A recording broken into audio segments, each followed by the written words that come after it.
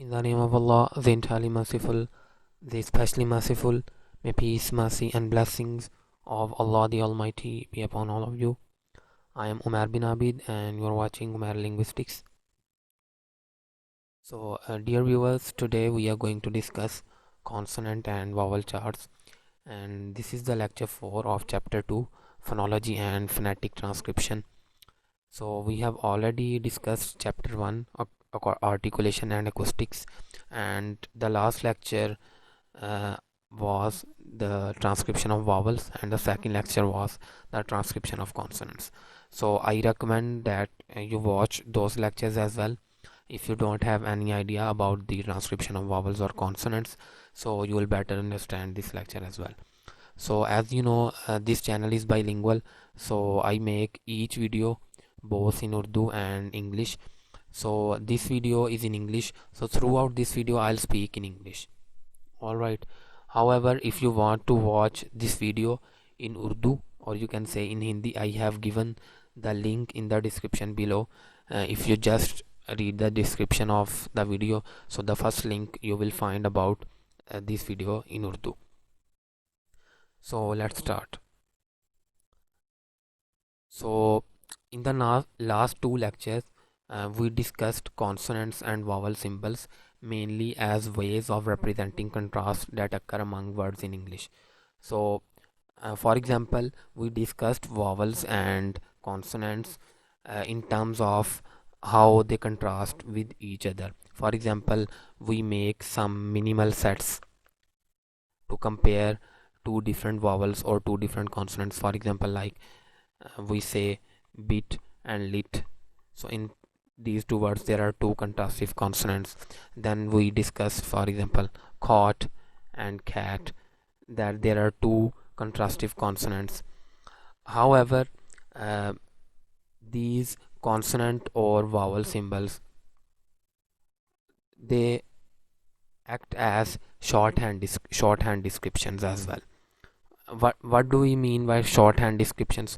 So shorthand descriptions actually mean that a symbol, or just like an when we read an abbreviation, so an abbreviation actually represents the whole information, and we don't have to write the complete abbreviation for that. Similarly, these symbols are actually vowel symbols or consonant symbols. They are just shorthand descriptions of the articulations involved in them. For example, when we say al, when we uh, when we read this symbol l, so it means it is a voiced alveolar lateral approximant. So just the symbol gives us the all information. So actually these shorthand descriptions are usually used in every field of study. So and it is convenient for those people who are working or who are studying in that field. Similarly, if we have this sound b, so what we say that when we look at b and we have already know that what is b, so we just have to written b to show that it is a voiced bilabial stop. When we have p, so p is actually the abbreviation for voiceless bilabial stop. And when we have this u, so we say that it is a uh, it is a uh, back back high vowel. All right, we'll discuss vowels after consonants. So if we now talk about the consonant chart organization, so let me tell you before we look at the chart, some books uh, differ from each other in terms of the chart of consonants or vowels, and the reason is that, which we have already discussed in previous lectures as well, that some books only follow English phonology sometimes, or some books do not follow IPA chart in as accurately or in the same manner, and there are some reasons about this difference. I'll tell you later. But the chart we are going to look at, it is similar to the IPA chart, although it does not involve all the symbols which are in IPA, but we have to discuss these symbols later. But what is available in that chart, it is it is just similar to IPA. So if we talk about the organization of the chart, so we shall look at that places of articulation are shown across the top of the chart, and the like in this way, from uh, from left to right. And we shall look at that the most forward articulation is there, like bilabial, and the most uh, backward articulation, or the articulation which is produced from the back of the mouth, like velar sound. These are mentioned here, velar or glottal stop at the end. Manners of articulation are shown in the vertical side, on the vertical side, and voiceless and voiced and voiceless distinction is shown by putting the voiceless symbols to the left of the voice symbols. For example, we know that is a voiceless, so at the left of to the left of the this symbol we shall put a b, which shows that it is voiceless and it is voiced. All right. Similarly, we shall look at that the symbol "w" is shown at two places, because we know it this symbol "w" involves a narrowing of lip aperture. What is mean by narrowing of lip aperture? When we produce the sound "w", which we have already discussed in previous lectures, so the inside part of the lips, from the side of the lips, they come close together. So therefore, it is also considered a bilabial sound. At the same time, when we produce this "w", our back of the tongue is raised toward the soft palate, or you can say touch the soft palate. The back of the tongue touch the soft palate. Therefore, this sound is also considered as a velar. So now we shall look at the chart and we'll discuss all these organizations. So if you open the book A Course in Phonetics, which we are actually following, so at the page number 46 you will find this chart, and you can see here at the top there is a place of articulation, and as we have talked about um, the most forward articulation, which is bilabial, and then we discuss about the labiodental. We go further back, then we discuss dental sounds, then we discuss alveolar, which is a little bit further back, then we discuss palato-alveolar, then we discuss palatal, then we discuss velar, and at last glottal. And if we look at the vertical side, so here we have manner of articulation: nasal, stop, fricative, central or approximant, or lateral approximant. If we talk about the voiceless and voice distinction, so you can see the voiceless symbol is put just to the left of the voice symbol. So because b is voiced, so we have voiceless p, because there is no equivalent to, at least in English we can say, to m. There is no equivalent of m which is a voiceless, so therefore m is already put at the right side, and there is no symbol at the left side because there is no one. Similarly, n is also in that case. But why they are put in different columns if both of them are nasals? Why? Because the place of articulation is different in both of these sound. We already know. Similarly is the case with other pairs like f, v, s, z, s, z, where we have two sounds which we produce from the same place, but one is voiced and the other is voiceless. It is the case in all these pairs. Now if we look at this v sound, so we can look at that it is placed at two places. Although the manner of articulation is approximate for both of these, therefore they are uh, in this row. However, they are placed in two different columns. We have already discussed that it is a bilabial because there is a narrowing of lip aperture, uh, and there is a lip aperture while producing that sound, and at the same time the back of the tongue touches the soft palate cell, so therefore it is also put in the alveolar sound. and glottal sounds are actually h, and these both of these are voiceless. Then once again l is voiced. All symbols at the right side are uh, voiced, and all symbols at the left side are voiceless. You you might have noticed that we cannot uh, locate, or there are not two symbols, sorry, these affricate. We cannot locate these affricates in this chart, and the reason is that we know that in affricates the first part th, or the first part d is a stop, and the second part sh and y is a fricative. So in IPA always avoid any type of confusion or any type of inaccuracy which is inevitable.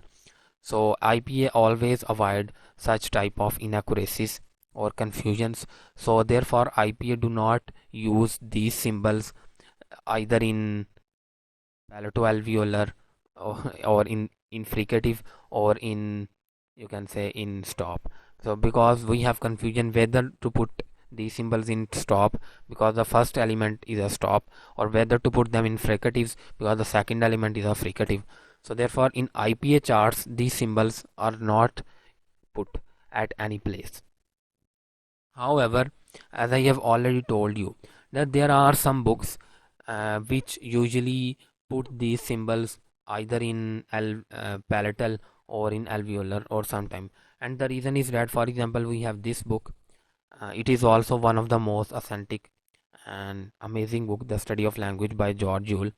And in chapter 3, phonetics, so we have this chart. Here we can see that this is the symbol j, and it is put in alveolar, and j is put in palatal. And the reason is that these uh, because this is an introductory book, so therefore uh, this book does not follow, and the aim of this book is not to follow the IPA chart or to represent IPA chart in detail. So however, we cannot say that these uh, if we look in detail, so, or if we talk about the complete accuracies, or you can say if we talk about the authenticity, so we cannot say that this chart is authentic one, but at an introductory level this is enough. And for those people who just want to read phonetics at an introductory level, for them there is no problem, because even these charts are sometimes and must have been produced by the consideration of authorities of phonetics, or some by the consideration of some phoneticians. But because we are discussing a course in phonetics, so we are looking very closely to towards phonetics, so therefore we are discussing in this way. So we shall come later towards consonants, that how many consonant symbols or sounds are in English, how many vowels are in English, but after discussing the uh, vowel chart.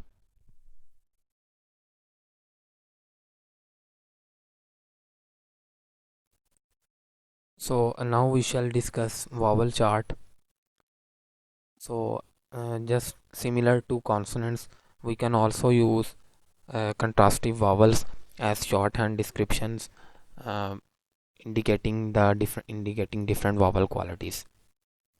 So for example, uh, we have two, for example, contrasting vowels like u and a, and we can say that this vowel indicates this vowel is a back high vowel, while this vowel is a low front vowel.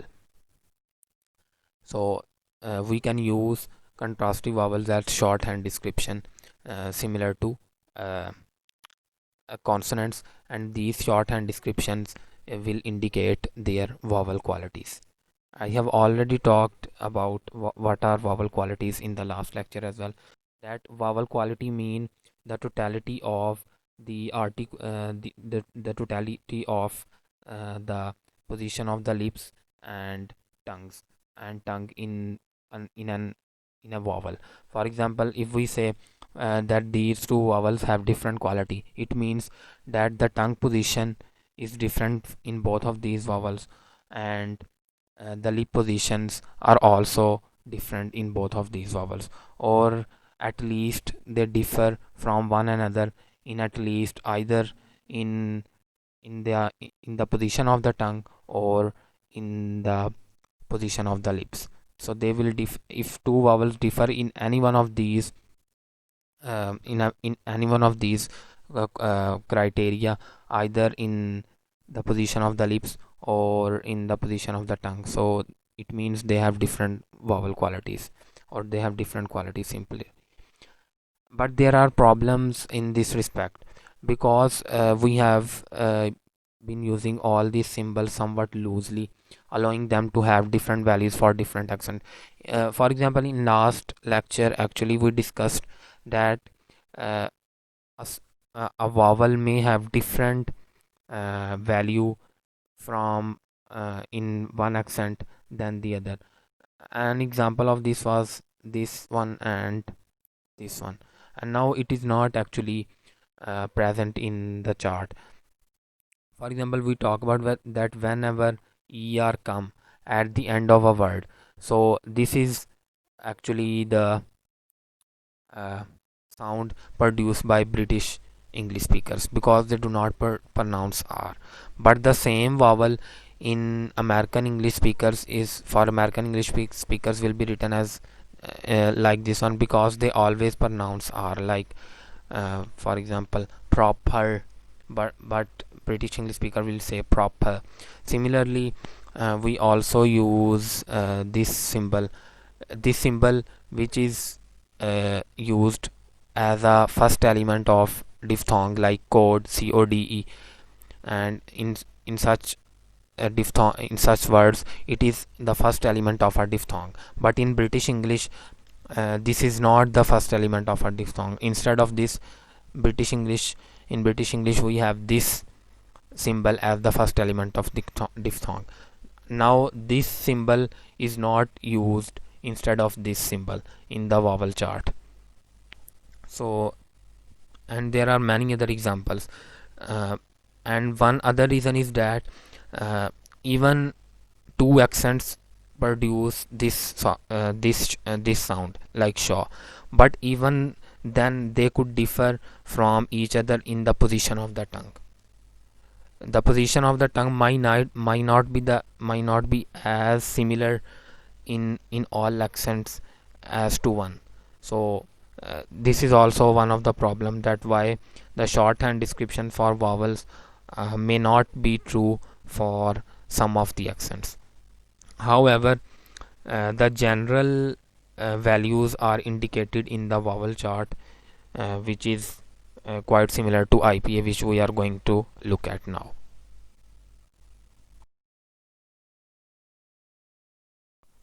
So this is the vowel chart, and first of all we have to look at that the symbols a, e, a or o and o, these are actually not used as uh, not used as individual vowels, but they are used as the first element of the song. This one and this one. Now we can look at that at the top of the chart, the tongue frontness and backness, or either it is in the center of the mouth, it has been indicated, and in the vertical column at the vertical side in this quadrilateral, uh, the highness, or how high or how low is the tongue, it is indicated. As we move further down, so the tongue will be lower, and as we move from left to right, the tongue will be back in mouth.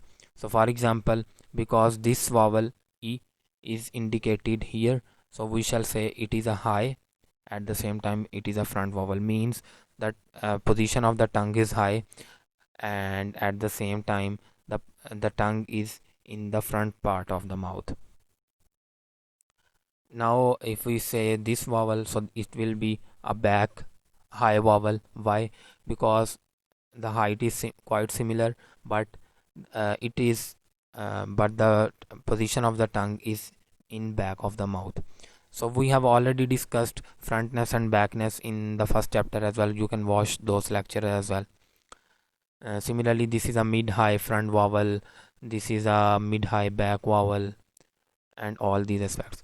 Uh, you must notice that this vowel chart indicate only two dimensions about the vowels, their position in the mouth, and the height of the tongue and the position of the tongue in the mouth. Only these two dimensions are indicated in this diagram. So limitations in vowel charts. So we have discussed that vowel chart shows only two dimensions of the vowel quality, that it shows the heightness, the how high or how low is the tongue, and either the tongue is in front part of the mouth or back of the mouth. It does not describe what the tongue is doing. So in first lecture of the first chapter, we I also showed you an extra movie where it was indicated that it was appearing that how the tongue is moving while producing a vowel sound.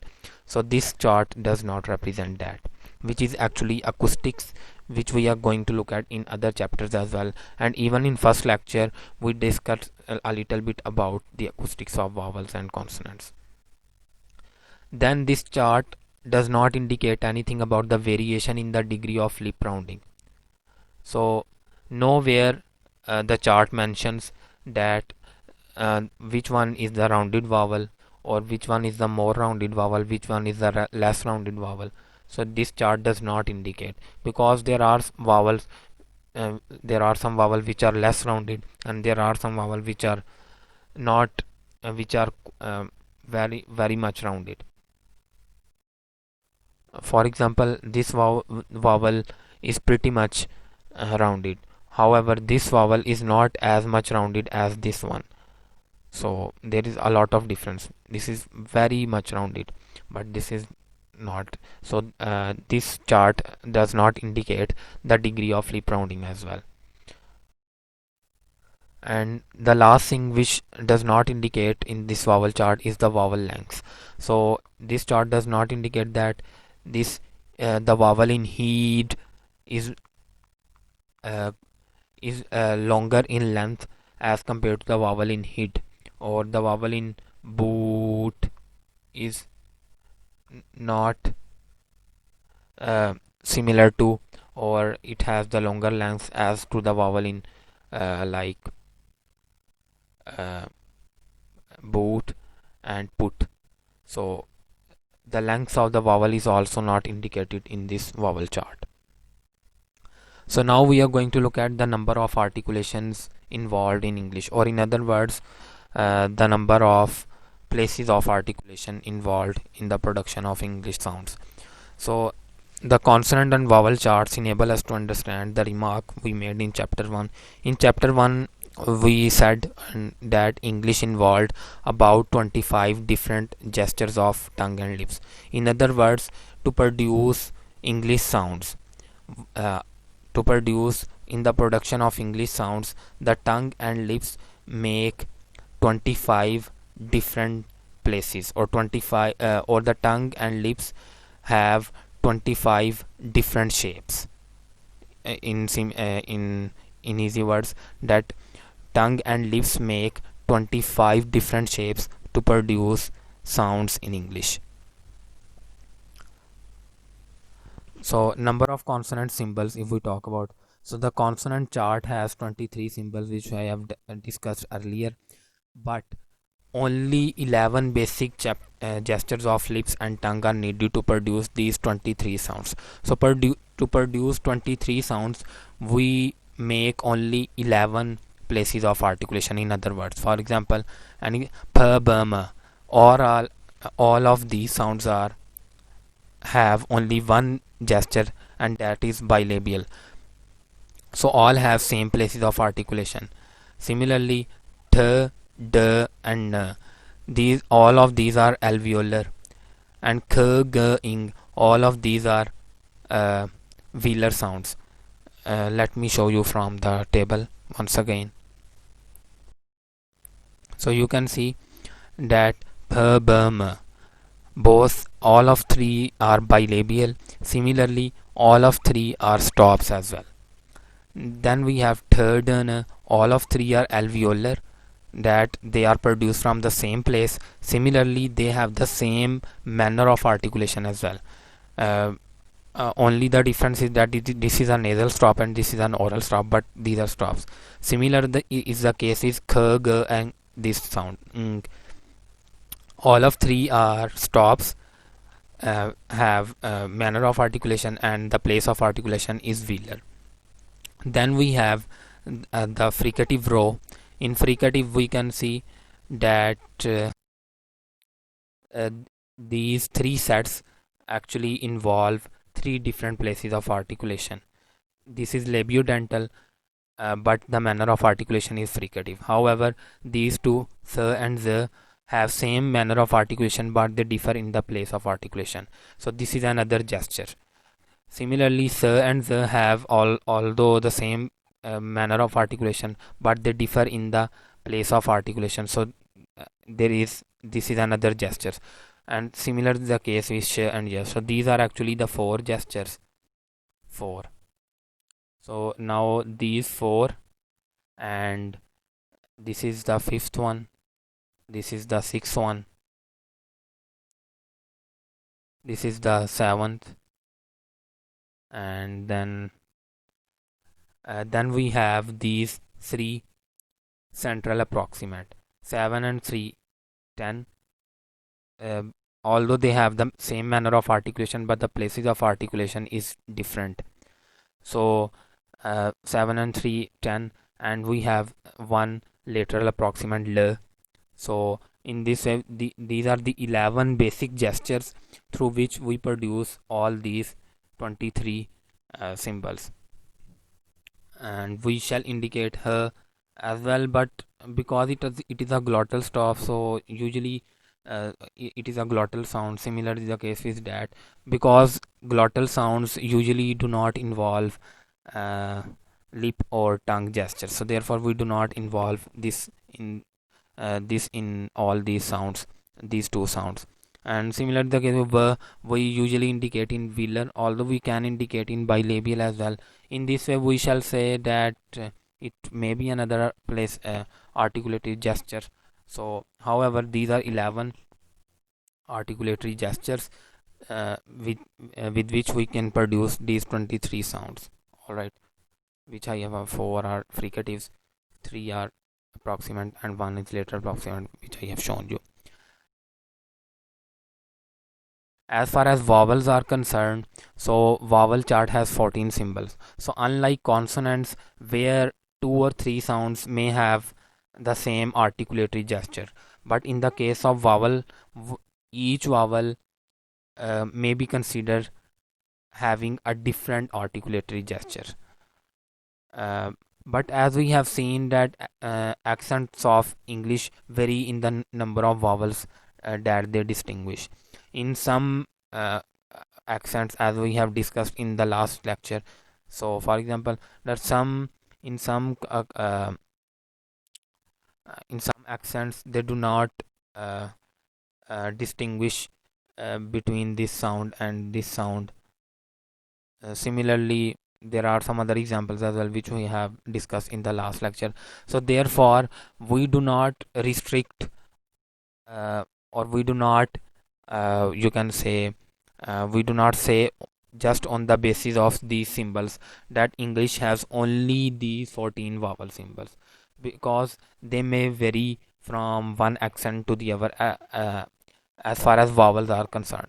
Although consonants also differ somewhat, but not as much as the vowels differ from one accent to the other. Therefore we say that English requires about 25. So therefore we put this word about 25 different gesture of the tongue and lips. For example, uh, if we look at the table once again, so therefore we are saying that each each sound requires a different place of uh, uh, articulation, or require a different place of articulatory gesture, because you can see that no vowel is in actually the same position. They are in the same, you can say, same line, but actually this is a mid-high vowel, this is a high back vowel. So therefore these 14 symbols all have different articulatory gestures. So consonants have only 11 articulatory gestures, but in English, as far in English only, we are discussing specifically about English, but vowels have 14 symbols, but they may differ from from one accent to the other. So it is possible that uh, in some accents only only 11 or only 10 articulatory gestures are used to produce all 14 vowel symbols. Lastly, to produce these sounds, we combine we have to combine this with other three components of speech mechanism. So all these sounds will also require gestures of the other three main components of speech mechanism.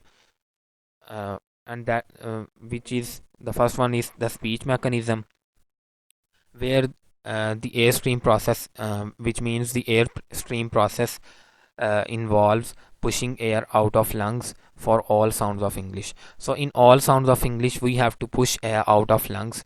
This we have discussed in the first lecture, as first chapter as well, in detail.